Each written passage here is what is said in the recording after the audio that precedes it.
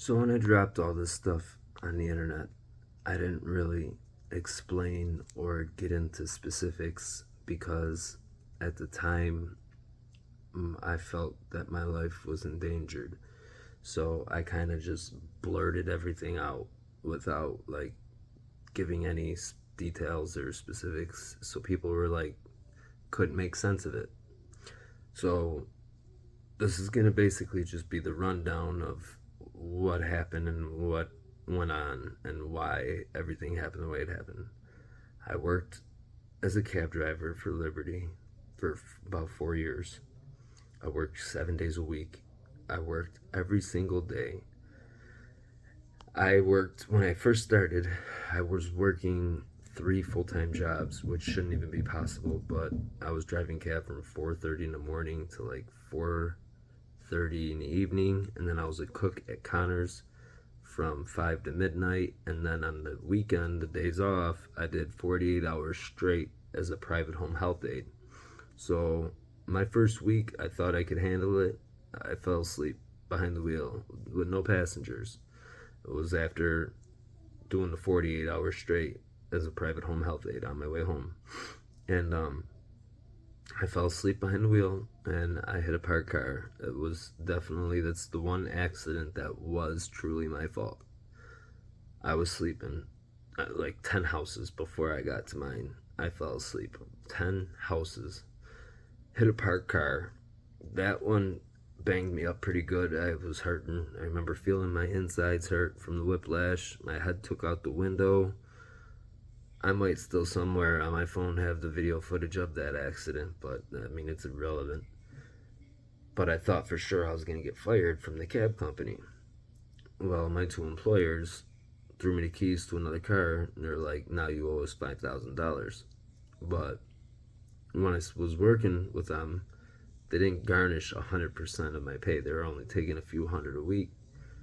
And I quit the other two jobs and dedicated everything to driving cab to the point where I was averaging about 1,400 a week. So I was crushing it, killing it. And I loved it. I loved my job. I absolutely loved it. I've worked with people my entire life. Since I was 15, I was a child care provider. When I was 19, I worked for the Western New York DDSO, which is now known as the OPWDD. It's in West Seneca. It's the state psych ward, basically. I worked 24-hour lockdown with mentally ill sex offenders at first until you got seniority, and then you get to bid into a group home. And I worked in group homes on Lydecker, and I worked with people my whole life. So when I started driving cab, it was like my niche in life. I love to drive, and I work with people. I like working with people. I love it. Like, I'll always love it. And so my employers, I felt almost like very comfortable with. Like I told them everything. I was honest about everything. I never lied to them. I told them the truth about everything. I thought we had a good relationship. Everything was smooth sailing. I was making them good money because they get half of whatever I make. So in order for me to make what I was making damn near close to $3,000 a week. So I'd get half of it, and I didn't have to pay a car lease at one point. But so they charged me the $5,000 for the first car. I pay that off like it's nothing, making 1,300-1,400 a week, on top of just working. And years go on, and COVID hits. COVID hits. I'd say 85% of the company laid off. I had 14 drivers I recruited personally. All 14 of my drivers I lost. They all got fired. And then I witnessed about 4 or 5 people get fired in front of me when I picked up my paycheck. And then the people that were fired were like trying to peek at my paycheck, like, well, why the hell aren't you fired? So when everybody was out of work collecting that unemployment, making crazy money, I worked every day through COVID.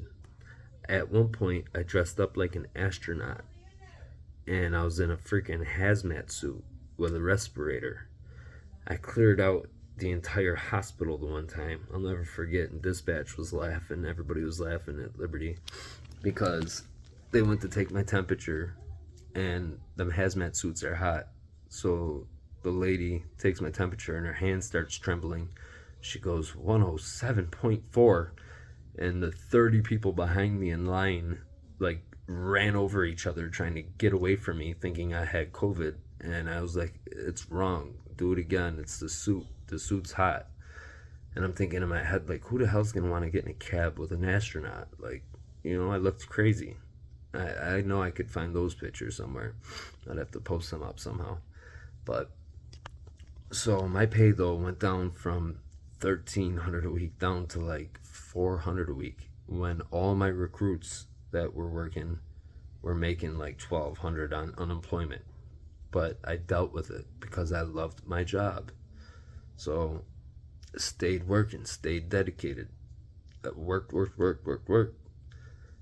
And even when there was times I thought that like I had the owner try to get me to switch teams per se, and I'm the type that I try to stay, I'm loyal to whoever. So I started out with my Russian employers, and I wanted to stay loyal.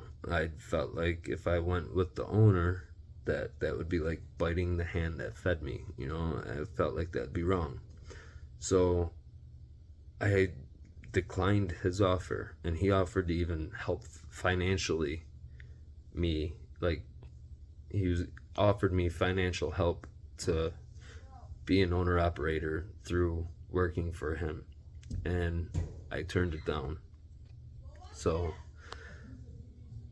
time goes by, and I got the nicest car. The company, they said, it's a 2015 Honda Civic that I didn't realize was already banged up until I looked through the pictures, and I looked, and there was 2 different shades of gray. So they didn't keep up with the maintenance of this car. I put about 100,000 miles on it. I slid